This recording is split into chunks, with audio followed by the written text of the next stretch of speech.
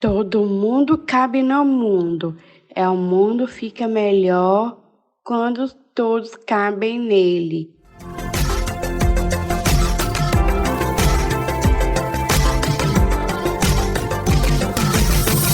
Inclusive Luísa.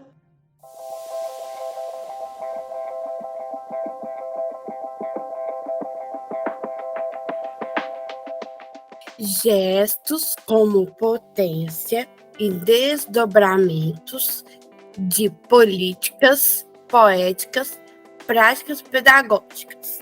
Gesto como possibilidade de aproximação e de estranhamento. Gesto como efeito possível do encontro. Hoje é o último episódio dessa temporada e nele vamos começar com a Anelice Ribeiro, que é argentina, psicóloga formada pela Universidade Nacional de Córdoba, Argentina, doutora em educação e professora da Universidade do Estado do Rio de Janeiro, pesquisadora, cientista e professora da mesma instituição, na pedagogia e no programa de pós-graduação em educação, processos formativos e desigualdades sociais. Além de tudo isso, coordena o coletivo Diferenças e Alteridades na Educação e faz parte do grupo de pesquisa Vozes da Educação. Anne, seja muito bem-vinda e obrigada por aceitar compartilhar com a gente sua experiência e nos provocar a pensar gestos que desenvolvam a diversidade e inclusão.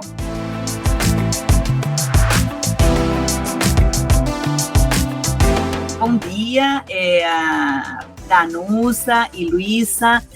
Muito obrigada por esse convite para nos encontrarmos, bater um papo, puxar conversa sobre questões que me interessam muito e nas quais eu venho trabalhando há algum tempo entre Argentina e Brasil. Luísa, muito obrigada. Eu tenho tido a possibilidade de acompanhar os podcasts que você já gravou com outros colegas, o querido Alan Damasceno, que foi meu colega de doutorado na UF, aqui no Rio de Janeiro, e agradeço muito o convite e a possibilidade de hoje também estar conversando com vocês num espaço como esse espaço da IC também, que conforma um espaço de aproximação e de encontro de muita gente querida que eu conheço. Então, muito obrigada por esse convite tão instigante. Quando você me convidou, um pouco que eu comecei a pensar como poderia entrar nessa conversa e você me ofereceu a possibilidade de entrar a partir de um texto que eu escrevi há um tempo atrás, acho que foi em 2015, um texto que foi publicado em uma revista chamada Revista Espaço, do Instituto Nacional de Educação de Surdos no Rio de Janeiro. Eu tinha escrito um texto que chama Gestos para Pensar um Encontro Outro. E então, começaria um pouco essa minha fala, falando um pouco dessa ideia, ou dessa palavra, gestos, e como esses gestos nos ajudam a pensar a inclusão, né? Na verdade, Luísa, essa ideia, esse conceito, essa liga, diria eu, esse encontro de sensibilidade que traz a palavra gesto, que chamamos de gesto, vem de nossas conversas com um querido pesquisador e escritor e militante de educação na diferença, chamado Carlos Esclir, que ele é argentino, atualmente mora na Argentina, mas morou muito tempo no Brasil, né? E ele vem discutindo bastante tempo um conceito chamado de gestualidade mínima, gestos mínimos. E ele vai dizer, nesses gestos mínimos, que educar requer fazer certos gestos.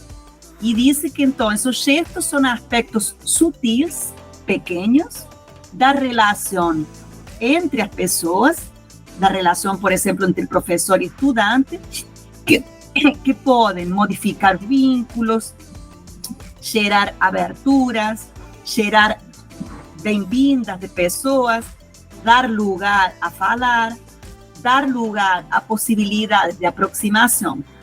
Esses gestos podem incluir palavras, mas também incluem postura corporal, atitude em relação ao ato de educar e em relação ao outro, né?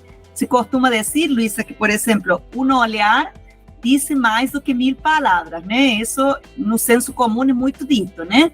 O olhar é um gesto que, muitas das vezes, dá a bem-vinda à pessoa ou nega a possibilidade de encontro com a pessoa, né? Então, de acordo com como a gente é olhado, nós ficamos com vontade ou não de nos aproximar de uma pessoa. Então, um pouco a isso faz referência o professor Sclier quando fala de gestos. Ele também vai dizer que precisamos de um mínimo de gestos para educar a qualquer pessoa.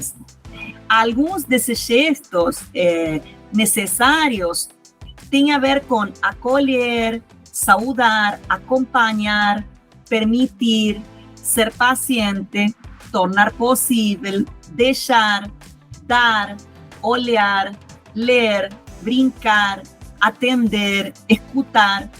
Vai dizer Sclier que recuperar esses gestos no ato de educar é necessário para que educar seja uma prática não só para todos, no sentido abstrato, mas para qualquer um e todos, né? Então, eu recuperei essa palavra naquele meu texto que você teve acesso, nesse sentido que eu acabo de falar para você, né? Foi esse texto que eu li e fiquei encantado com a ideia de gestos. Essa ideia de gestos nos ajuda a pensar em inclusão, não é mesmo? Isso mesmo, acredito com Sclier também que a inclusão é muito mais uma prática política feita de pequenos gestos que outra coisa. E que o gesto que acolhe o outro, como legítimo, como outro mesmo, vem bem antes que qualquer lei, que qualquer adaptação curricular, qualquer material inclusivo, e que também são necessários, mas como uma composição e não como um ponto de partida ou chegada. Ou seja, antes de pensar em termos leis para acolher qualquer um nas escolas regulares, acho que necessitamos pensar que a inclusão tem a ver com produzir determinados gestos, né?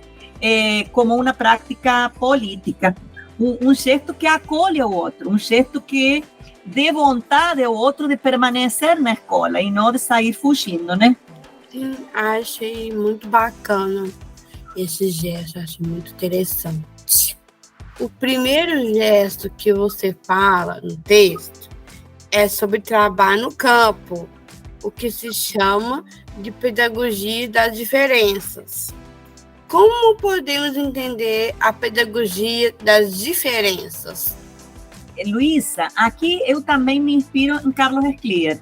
Ele e um grupo de colegas no campo do que a gente chama de educação na diferença, que pensam na pedagogia das diferenças não apenas como um campo de estudos, de técnicas, de didáticas, de políticas, mas fundamentalmente como um plano comum, diria eu, como um espaço-tempo de estarmos juntos, por exemplo, esse aqui, de estarmos juntos, de pensar juntos, de fazer coisas juntos. Se trata de ter uma visão, talvez, ética e política da educação, e aqui educação entendida em um sentido geral, que inclui, mas não se limita a formas institucionalizadas como as escolas. É uma pedagogia na qual, como o próprio Sclier propõe, podemos abordar o encontro com o outro com suas palavras, com seu corpo, com seu olhar, a fim de atender a um horizonte de igualdade social e diferença que reconhece a singularidade dos sujeitos e sustentar uma pergunta que ele também faz em um dos seus livros mais clássicos, acho que é de 2003, é sustentar uma pergunta que o Carlos Schlieff faz, e é uma pergunta que diz assim: e se o outro não estivesse aí? Eu diria que a pergunta da pedagogia das diferenças é: e se o outro não estivesse aí? Ou eu faria hoje essa pergunta: e se Luísa não estivesse aí? E se Danusa não estivesse aí? O que seria da minha existência hoje? E por aí vamos, né? E se Luísa e se Danusa não estivessem na escola? O que seria da minha existência como professora?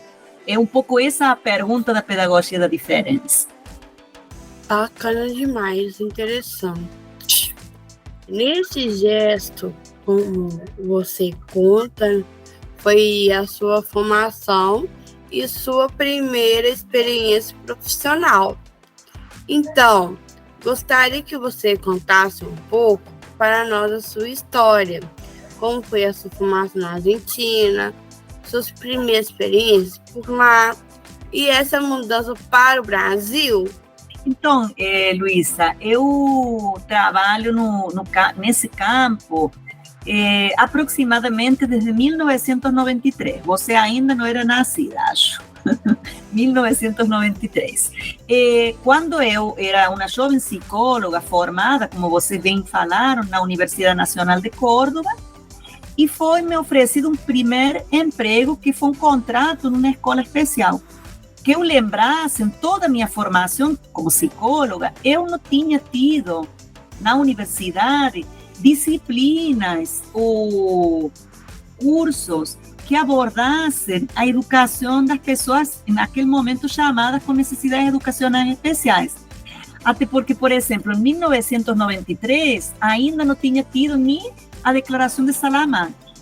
Ou seja, começava a ser discutida a educação inclusiva nos nossos países na América Latina após a Declaração de Salamanca em 1994. Então, quando eu entrei na escola especial, eu entrei sem conhecimentos, digamos assim, técnicos específicos da área, né? E fui abordada, como eu conto naquele texto, fui abordada por um estudante surdo que começou a falar para mim com gestos espontâneos, não em libras ou em língua de sinais argentina. E eu fiquei completamente sem chão, sem saber o que fazer, olhei para outro lado. E isso, para mim, depois se tornou um gesto muito importante para pensar a minha própria formação. Que eu pensava como eu poderia produzir uma relação com esse estudante surdo se eu tinha tirado ele do campo da visão, do campo comunicativo. Nós sabemos que os surdos, eles se comunicam numa língua visoespacial. Então, se eu olho para outro lado, eu tiro ele do espaço de existência. Daí se passaram 2 anos e eu comecei a trabalhar já com concurso público numa escola especial, que eu tenho contato até hoje, a Escola Especial de Jerônimo Luiz de Cabrera, no interior de Córdoba. E depois eu vim para o Brasil há 20 anos. E fiz aqui mestrado e doutorado na UF, e em 2009 fiz concurso público para a Faculdade de Formação de Professores da UERJ, onde trabalho até hoje. Mas eu reconheço essa minha passagem pela escola, desde 1993 a 2005, que efetivamente eu saí da escola, como aquilo que me deu, diria eu, assim, a sensibilidade e a abertura e a paixão necessária para eu querer continuar nesse campo de educação na diferença, educação especial, de educação inclusiva. E, de fato, meus estudos e pesquisas, e atualmente minha intervenção como professora na Faculdade de Formação de Professores, a orientação de teses e dissertações, ela é toda nesse campo. Eu entrei em 1993, há 30 anos agora, e não tive condição de sair porque eu fiquei apaixonada pela intensidade das discussões e da minha própria formação como psicóloga, que foi possível pelos reencontros que eu fiz com estudantes e professores nesse campo, né? Atualmente eu eu coordino um projeto de investigação, de pesquisa na Faculdade de Formação de Professores, que tem como uma das ações esse contato com escolas na Argentina. Então, agora há pouco, eu voltei, agora não, mas em outubro do ano passado, estive na Argentina e aí fazendo também encontro, me encontrando com minhas velhas colegas de trabalho, que hoje ficam poucas, né?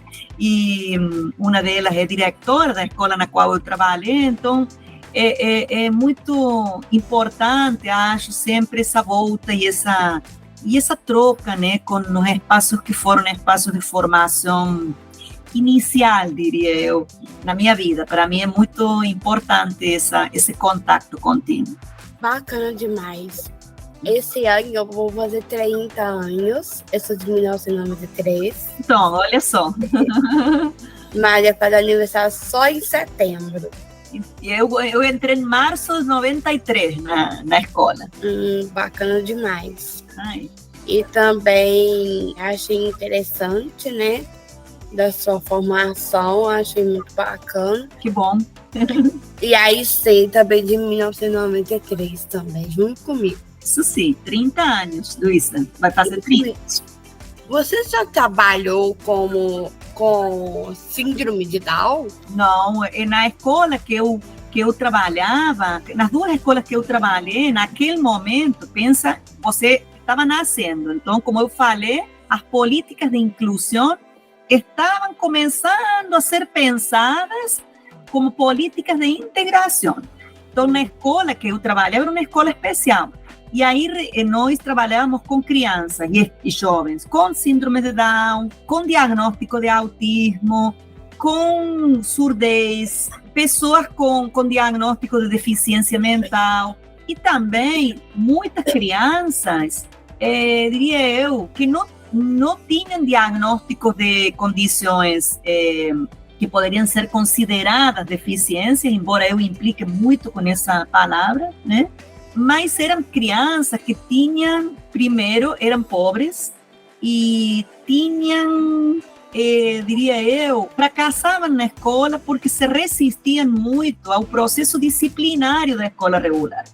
Então, você recebia crianças sem nenhuma diagnóstico de deficiência, que eram consideradas fronteiriças, na fronteira, digamos assim, mas a questão é um problema social. E isso hoje é muito difícil de você achar nas escolas especiais, né? De fato, na escola onde eu conheço, a maioria das crianças e dos jovens estão incluídos nas escolas regulares e na escola especial apenas há, pelo menos nesse caso na escola onde eu trabalhava, crianças e jovens com condições muito difíceis de estar plenamente incluídos nas escolas regulares, né? Mas não trabalhei só e apenas com síndrome de Down, Luísa, senão com a única condição que não tinha na minha escola era a condição de pessoas com cegueira ou baixa visão. Eu nunca trabalhei diretamente com crianças com cegueira ou baixa visão. Entendi. Segundo o gesto que você narra, foi uma experiência para comunicar-se com um aluno surdo que não sabia a língua de sinais. Inclusive, eu vi um vídeo da experiência e achei muito bacana. Você pode contar um pouquinho essa história? Essa história comecei a contar anteriormente, né? Quando entrei na escola especial, dos jovens, crianças naquele momento, surdos, ele me encarou verborrasticamente, né? Me encarou falando. E eu era muito jovem e não sabia o que ele estava dizendo, e então eu olhei para outro lado. É um pouco o que eu contei no gesto anterior. Mas pouco tempo depois, eu tive a possibilidade de, vamos dizer assim, ressignificar esse encontro com esse estudante surdo, né? E foi no vídeo que você viu. Acho que você deve ter visto um vídeo onde eu estou com uma pessoa surda tocando a flauta. Então, é muito interessante porque nesse gesto que eu conto, eu estava com essa mesma pessoa tentando conversar a partir de um instrumento musical como é a flauta. E ele, para mim, desafinava muito. Então eu tento todo o tempo corrigir ele, falando não, tá ruim, tá com gestos, né?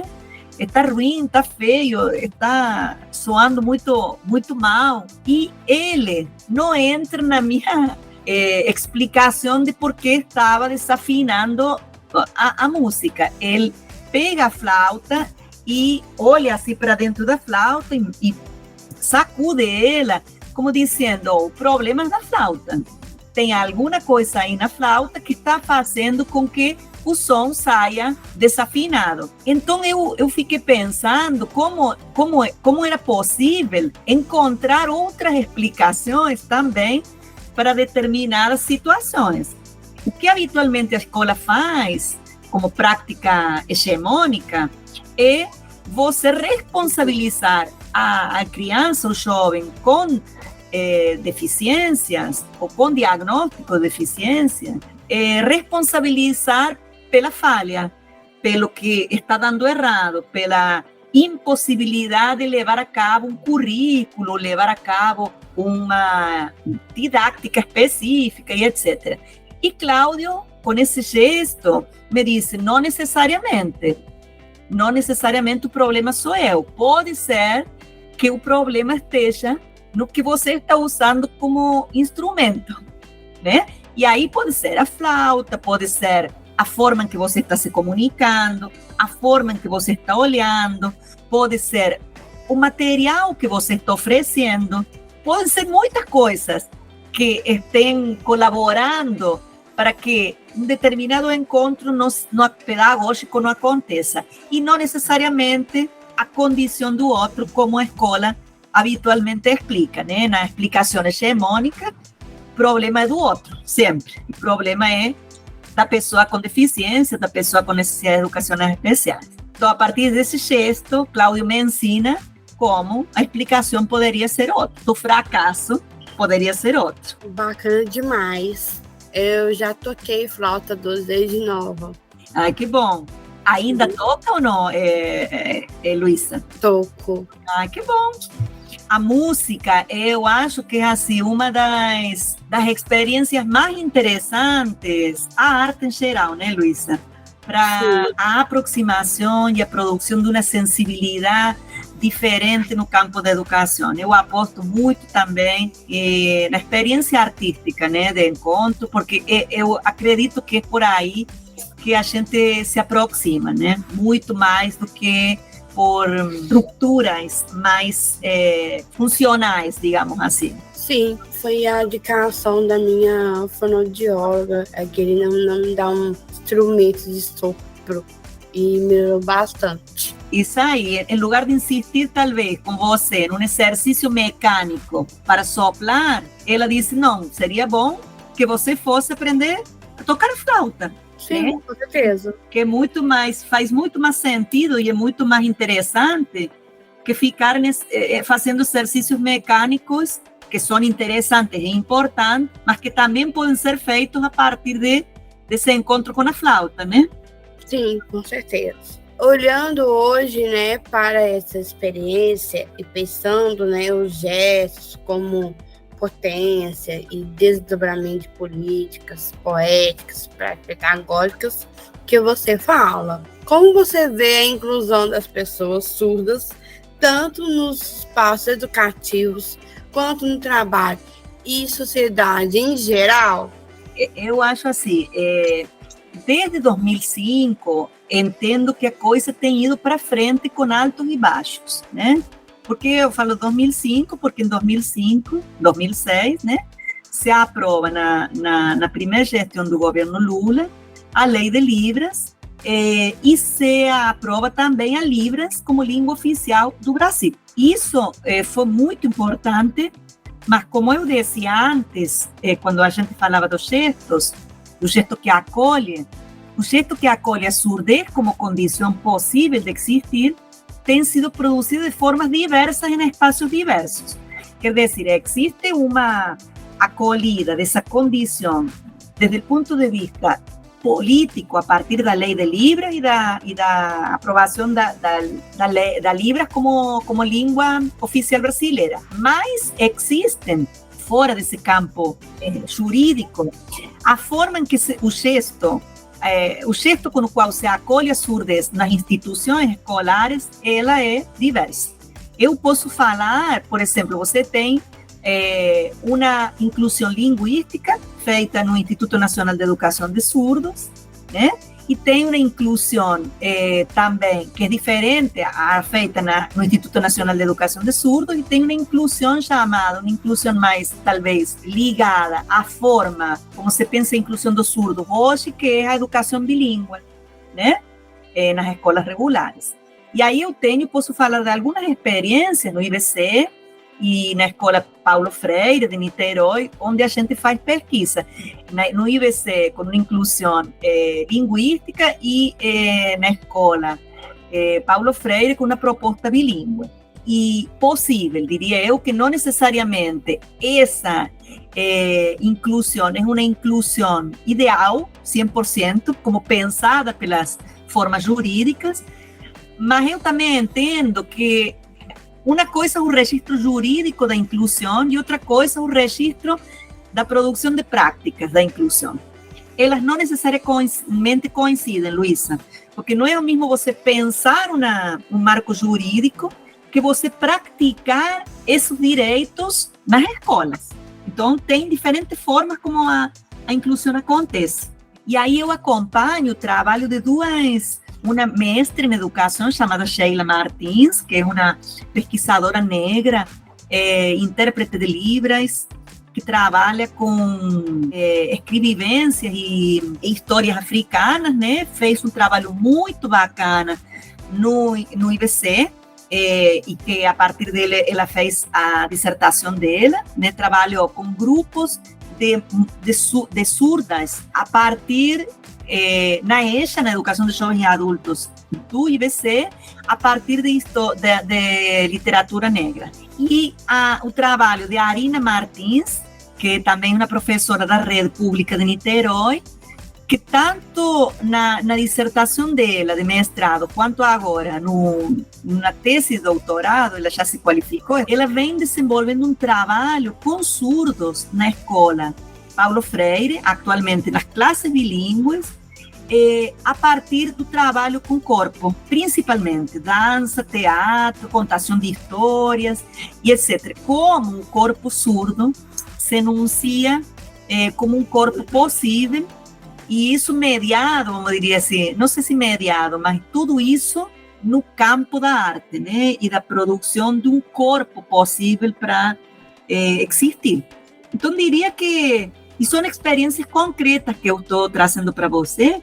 Diria, para mim, sempre é muito difícil responder a pergunta se a educação que a gente tem é uma educação inclusiva, se a escola que a gente tem é uma escola inclusiva, porque eu trabalho num campo da singularidade e do que poderíamos dizer do cotidiano, né? E o campo do cotidiano e das práticas políticas singulares, ela não suporta a generalização.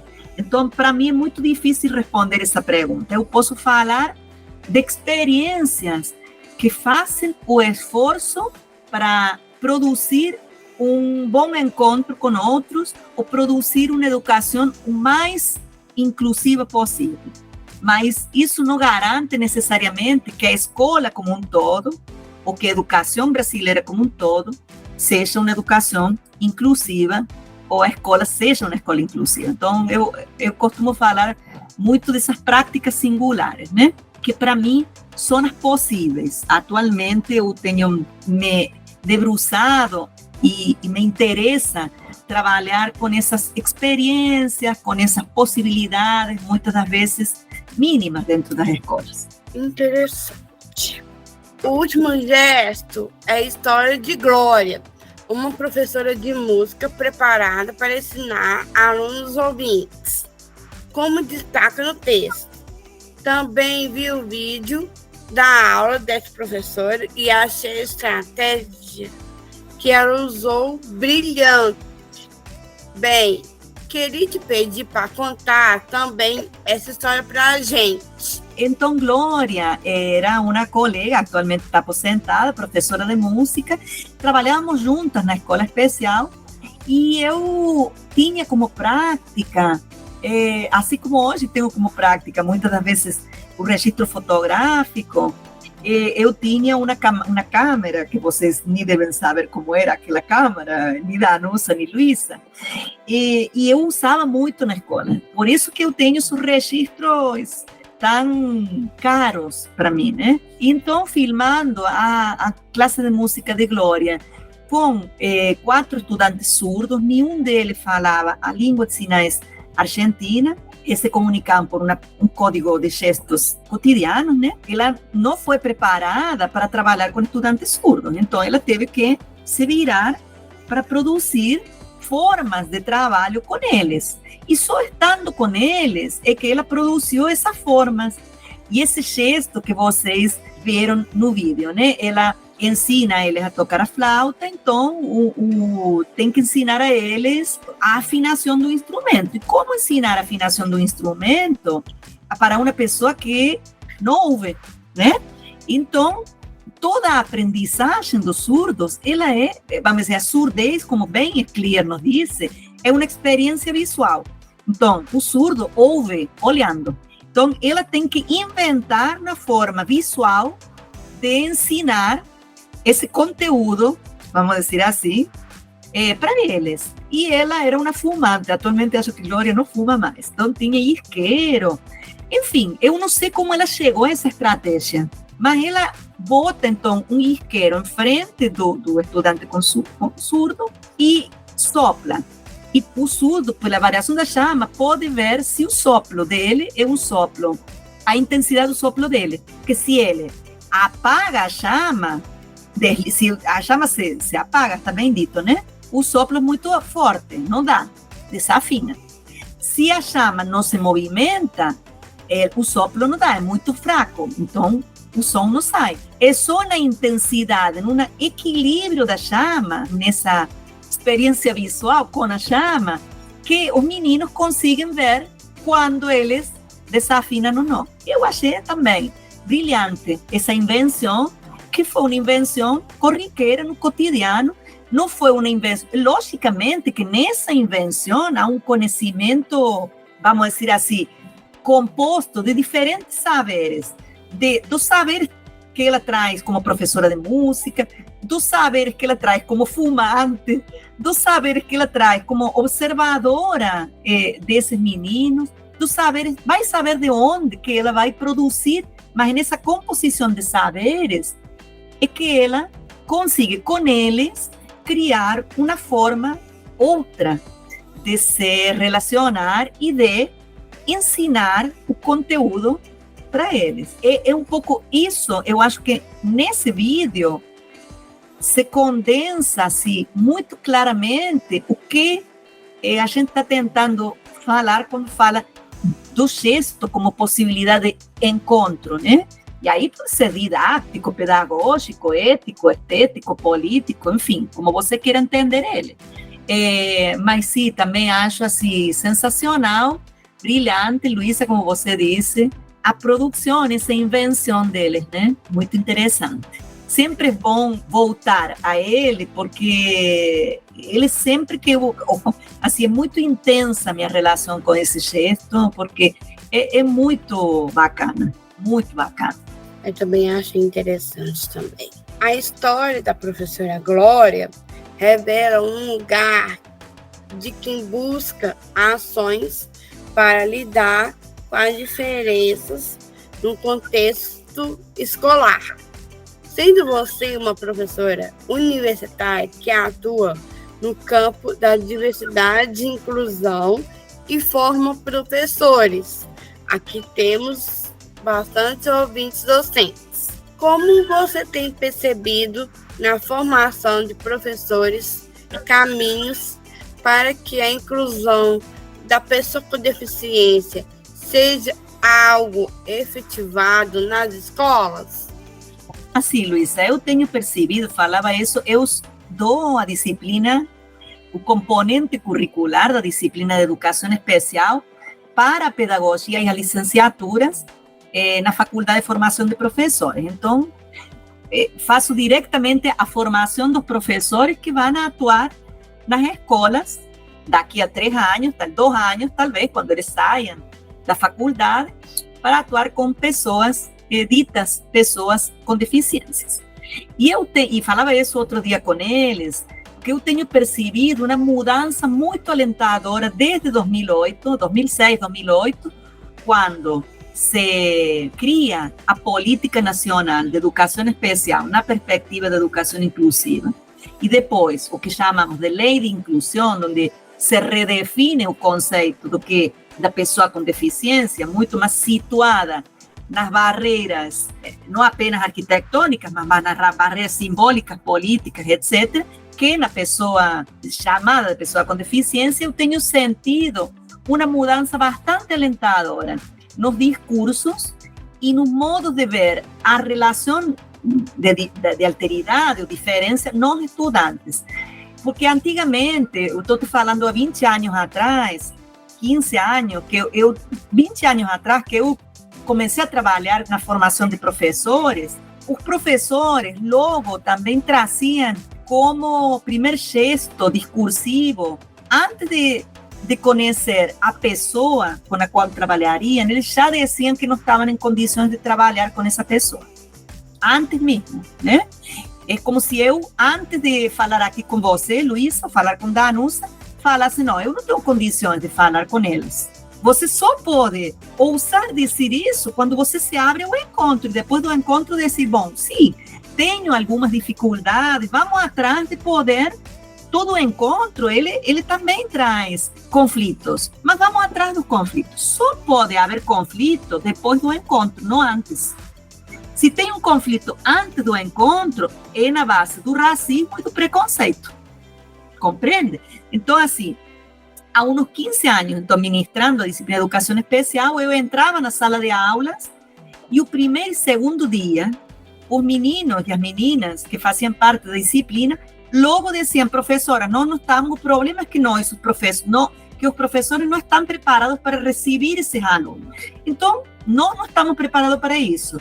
Aí eu falava, ora, vocês estão se preparando para ser professores, então como é que não estão preparados? O que significa, então, estar preparado, né?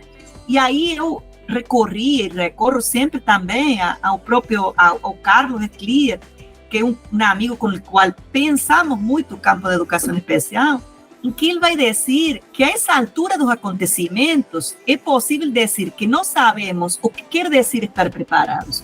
Diz Esclier, nós não sabemos o que quer dizer estar preparado, porque ele diz, já temos avaliado e pensado projetos de formação e capacitação nos quais se sabia muito bem o que se queria dizer com estar preparados. E essas preparações e capacitações geraram muitas vezes muitíssimos obstáculos para acolher parte dessa população na escola. Olha só a armadilha da gente, né?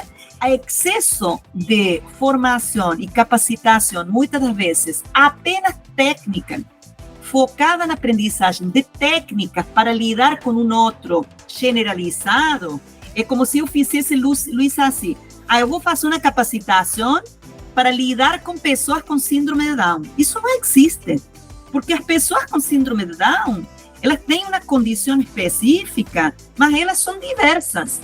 E é na relação com cada pessoa com síndrome de Down que eu vou construir junto com essa pessoa a forma de lidar. E não antes de me encontrar com as pessoas.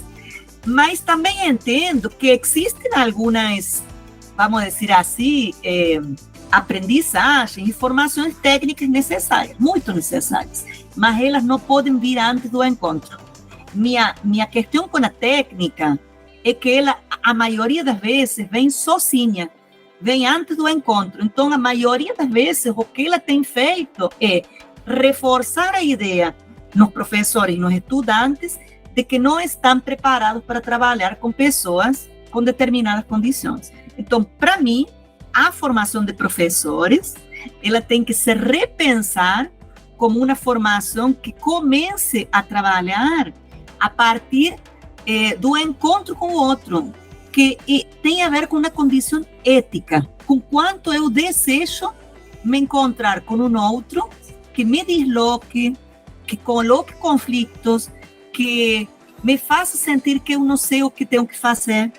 E depois, sim, pensar as técnicas, as didáticas, as adaptações curriculares, etc. Porque eu costumo dizer, se você não está aberto para se encontrar com tudo que o encontro depara, é muito difícil que você, ainda que muito expert em uma técnica, vai ter sucesso, vamos dizer assim, nesse encontro. Então, resumindo também, para responder sua pergunta, eu tenho visto como uma mudança alentadora e muito, claro que muito lenta, né? Processos de mudanças nas formas de ver o outro, eles são muito mais lentos. Isso também queria dizer que as mudanças nas didáticas e as mudanças nos marcos jurídicos. Se a inclusão dependesse apenas do marco jurídico, nós não estaríamos falando do que estamos falando aqui. Mas não depende só disso. Para mim, depende fundamentalmente da produção do desejo de estar entre nós, de produzir alguma coisa juntos, em condições diversas, em línguas diferentes, em ritmos de aprendizagem diferentes, em tempos de aprendizagem diferentes. E isso é o mais complicado de ver, né? De você colocar, é dizer, é muito mais lenta a mudança nos modos de funcionamento e nos modos de ver o mundo que, vamos dizer, na adaptação de material especial para trabalhar, por exemplo, com pessoas com cegueira. Você isso consegue fazer muito mais rapidamente do que pensar, eu desejo trabalhar com pessoas com cegueira, eu desejo entrar na relação, eu desejo me deslocar para trabalhar com essas pessoas, me deslocar de tudo que eu sei, tipo a Glória. Eu desejo estar aí ensinando músicas para pessoas que não ouvem e não sabendo muito bem o que fazer, mas na certeza de que eu desejo produzir uma forma de fazer com eles, né? Interessante, achei interessante o que você falou das escolas. Eu estudei em escolas boas aqui em BH e não, foi de uma importância, foi fora do normal, na verdade. Anne, vi também que você coordena um coletivo chamado Diferenças e Alteridade na Educação. Você pode nos contar um pouco esse coletivo? O que vocês fazem? Qual é esse objetivo? Então, o coletivo Diferenças e Alteridade na Educação é um coletivo que surge em 2011, um ano depois que eu entro na Faculdade de Formação de Professores da UERJ. E é um coletivo que já então vai cumprir 12 anos, né? Cumprimos 11 anos, 10 anos na pandemia e fizemos um curso de extensão muito interessante com todas as pessoas que passaram pelo coletivo. E depois, produto desse curso de extensão virtual, a gente publicou um livro que lançou pela FAPERJ, com financiamento da FAPERJ, pela EduERJ, que é a editora da UERJ, agora no início de fevereiro. Há textos de todas nós, inclusive uma introdução muito bonita de Carlos Leclerc, que vem trabalhando com a gente desde o início do coletivo. Esse coletivo, Luísa, ele reúne professores da escola, principalmente da rede pública de Niterói e São Gonçalo, que são as cidades de São Gonçalo onde está a Faculdade de Formação de Professores, e Niterói é a cidade vizinha, né? Então, nossos professores com os quais a gente trabalha, a maioria são professores dessas redes, professores e estudantes da UERJ, estudantes de graduação e estudantes também de pós-graduação, que estão fazendo mestrado e doutorado, gestores de políticas públicas do campo da educação inclusiva. Atualmente nós trabalhamos com uma pessoa que é parte da coordenação de educação especial do município de Niterói, mas já trabalhamos com pessoas de São Gonçalo e de Itaboraí, e famílias, melhor dito, mais de pessoas consideradas pessoas com deficiências. Então, um coletivo múltiplo, é uma rede de conhecimentos, de esforço, de militância que se junta para pensarmos juntos e fazer juntos a escolarização das pessoas, ditas pessoas com deficiência, né? Acreditando muito nessa rede de conhecimento. A universidade tece, e que são importantes, mas também conhecimentos que são tecidos nas escolas pelas professoras com os estudantes, ou que são tecidos pelas gestoras de políticas públicas. O campo da gestão política é um campo de produção também de conhecimento, que a universidade não produz e que a escola não produz, e também o campo de produção de conhecimento, que é o campo da família, das relações familiares, que é também muito importante e singular.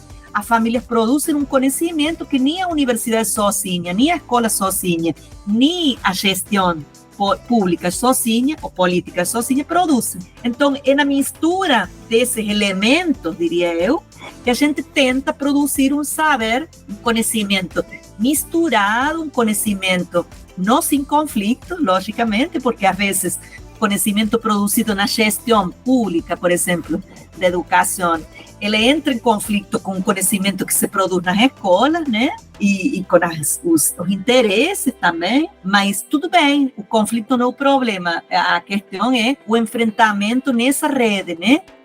De solidariedade, de conhecimento científico, de militância política. E também nesse coletivo, nós, além de apostar na produção de um conhecimento em rede mais horizontal, apostamos também na desconstrução de uma pedagogia medicalizante e medicalizada, que a maioria das vezes tem se relacionado com estudantes ditos pessoas com deficiências a partir de rótulos, né? E não a partir de uma narrativa que revele, como eu falava, o encontro com o outro. Então, o que a gente mais problematiza, Luísa, nesse campo, são políticas da normalidade, muito mais do que questionar o como, por exemplo, uma pessoa com síndrome de Down aprende ou como uma pessoa com cegueira aprende. Nos interessa saber por que existe um modo supostamente normal de aprender, a partir do qual se regulam os outros modos de aprender, né? Existem modos de aprender, mas no campo da educação tem se instituído um modo de aprender como o normal e os outros como os anormais. Então, a ideia é desconstruir essa ideia de normalidade. Não existe normalidade, existem modos de aprender diversos. E a partir disso também nós questionamos as formas como se escreve dentro da universidade, né? Habitualmente tem sido feita dentro da universidade uma narrativa também medicalizante da vida das pessoas com deficiências. A produção de relatórios, avaliações, sempre dizendo que o outro não pode, o estudante não pode, não aprende, não sabe. Nós, então, questionamos também as formas como narramos a vida dessas pessoas, apostando em outras formas de escrever e narrar o que acontece no encontro com o outro. E aí a gente produz crônicas, contos, microrelatos, paisagens sonoras, arte, visuais, fotografias, uma série de outros registros narrativos a partir dos quais pensamos não o outro, mas o encontro com o outro. O que nos interessa não é o outro, mas o encontro com o outro, o que há nesse encontro entre nós, né?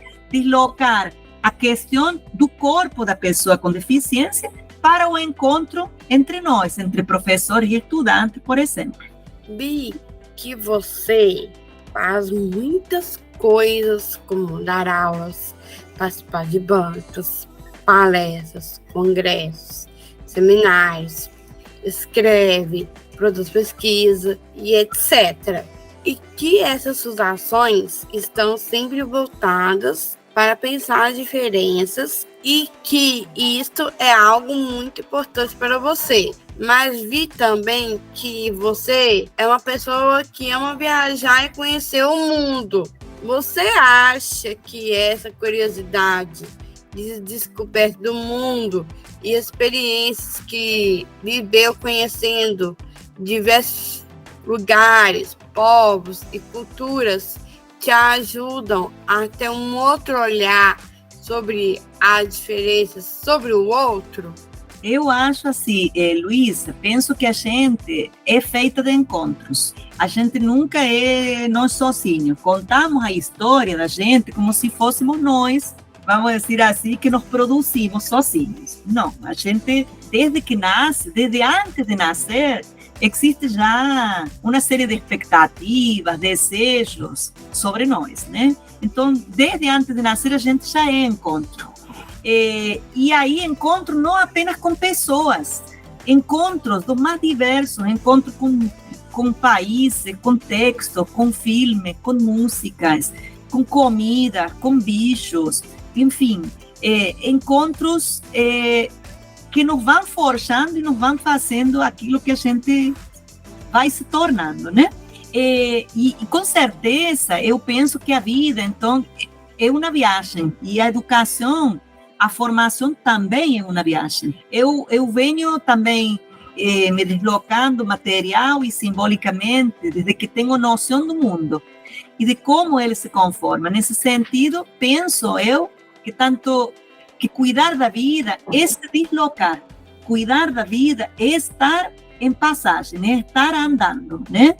Atualmente viajo sempre que posso, mas quando não posso viajar, materialmente falando, viajo através da literatura, do cinema, que são as duas coisas que, do campo da arte, vamos dizer, da experiência artística que mais me tocam, da escrita de diários e da relação com os bichos, que me coloca também nessa relação de passagem, de travessia, e de estar sempre na sensação de estar sempre na fronteira, não como um espaço de divisão entre um mundo e outro. A fronteira não como esse espaço que hegemonicamente nos ensinaram, é aqui que divide Brasil da Argentina.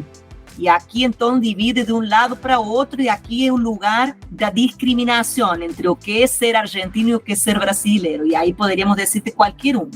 Mas o lugar da fronteira como um espaço de encontro, como o espaço onde mais que produzir afastamento, ele aproxima.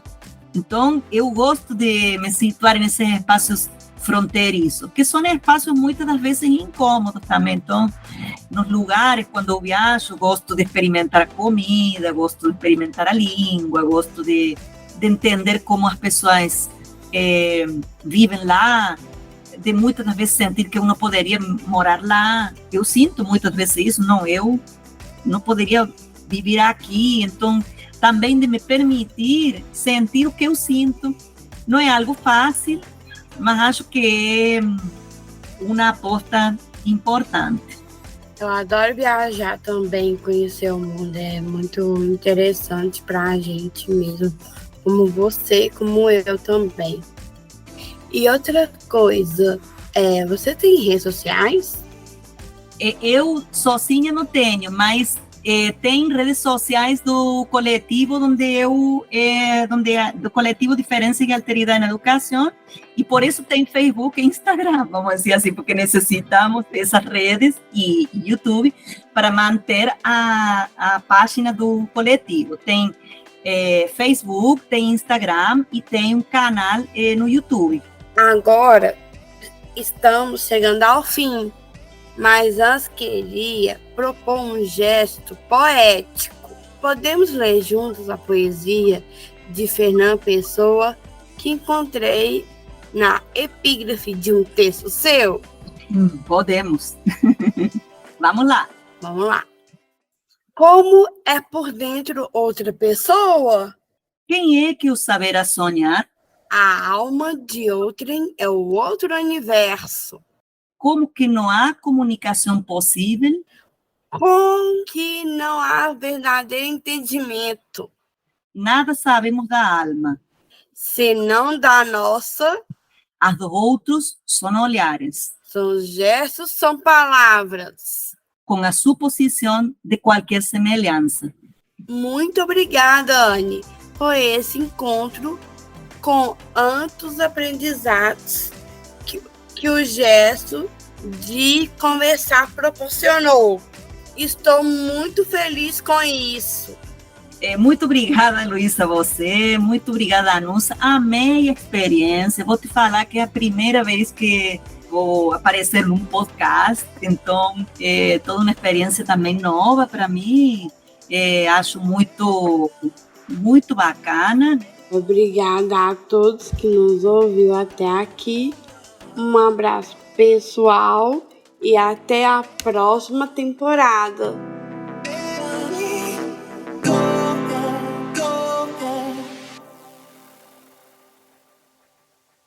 Gostou da conversa?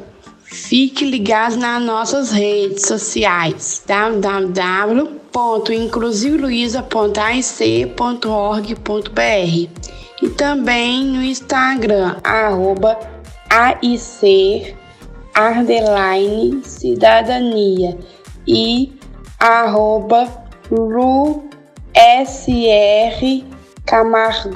Comente nossos posts com quem você quer que eu converse sobre a temática da inclusão.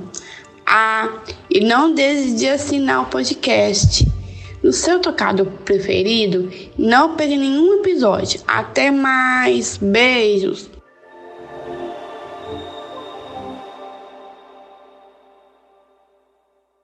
Esse podcast é uma produção da AIC, a Agência de Iniciativas Cidadãs. A direção do Inclusive Luiza é minha, Luísa Camargos. A produção é minha, da Danusa Tederich e a Alice Camargos.